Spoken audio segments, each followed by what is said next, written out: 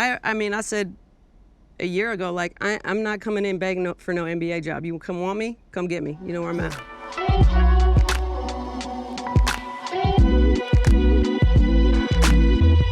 I had hung out, done this, and I think at the end of the day, what NBA dudes are junkies. Hell yeah. They're hoop junkies. So they watch. So it's not like I needed some formal introduction to them. Now, talking about fame before the money and this and that, I'm like, once he announced me, it was like all of a sudden it blew up. And I was like, I was just a player for 16 years. I didn't get this kind of attention at all. Of course. You know, and then once, you know, Pop said, you know, that's the girl, then we're hiring her and this and that, then it kind of just like blew up. But I think the fact that he doesn't really play any games, respect was never an issue. You didn't even take the interviews? Nope.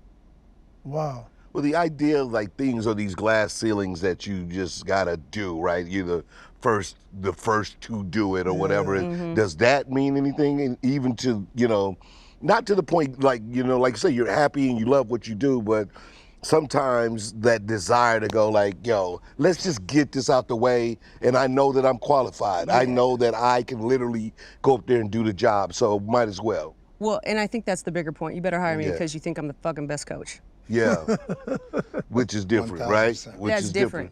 Now, there's a lot of crap that follows me. Sure. Like what?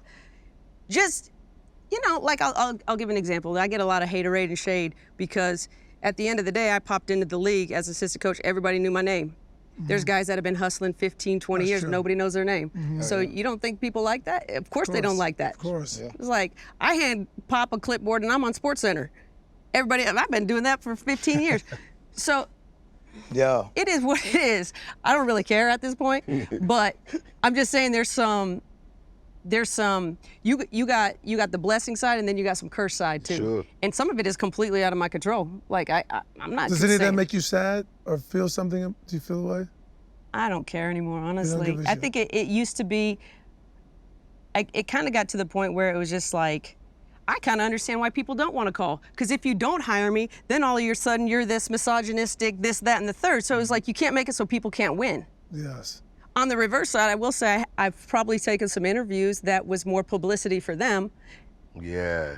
So I'm like, you use me, I'm going to use you back. Yeah. Interesting. Fine. But if you want to be hustler. She's a hustler, yeah. I like your style. Hell like, yeah. if you want to talk and be serious, then we'll talk and be serious. But I mean, I said a year ago, like, I'm not coming in begging for no NBA job. You come want me? Come get me. You know where I'm at. Speaking of serious and I unserious. still don't know if I'd go.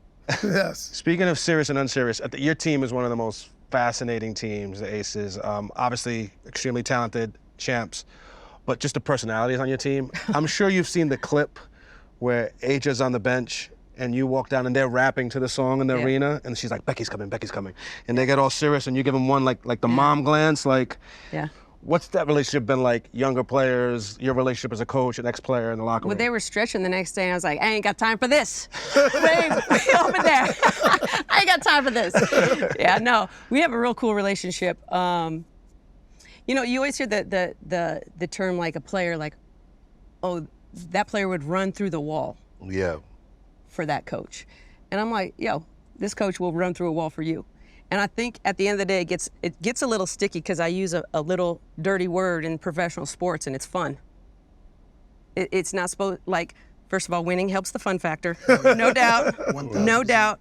But like, at the end of the day, before I was getting into coaching, I was just like, I decided like, happy players make better players. Happy players make better players. So the best environment that I can provide, that all you have to do is show up here and hoop. And like, yeah, we're gonna be serious. We're gonna do our work and we're gonna compete because that's who we are. So if I was going down a list of like a draft board wants, competitive is number one. Because if you're competitive, you take care of all the rest. You do the film work, you do all the eating and the work hard and everything else. Give me competitors. Totally. I want dogs.